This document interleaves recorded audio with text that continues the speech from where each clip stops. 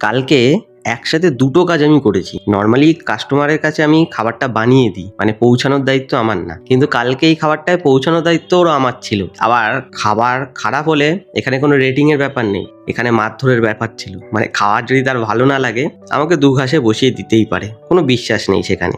তো এই জন্য ভয়ে ভয়ে কালকে খাবারটা বানাতে হয়েছিল। আপনারা নিশ্চয়ই ভাবছেন কার জন্য খাবার বানাচ্ছিলাম, যার জন্য এত ভয় যে একটু 19-20 হলে মারধর কপালে নিশ্চয়ই আছে। চিন্তার কিছুই নেই, আমার একটা খুব ভালো বান্ধবীর জন্য খাবারটা বানাচ্ছিলাম। সে আমাকে অনেকদিন ধরেই বলছিল যে তুই কবে থেকে কিচেন খুলেছিস, 1.5-2 বছর হতে চললো, এখন অবধি আমাকে খাওয়ালি না।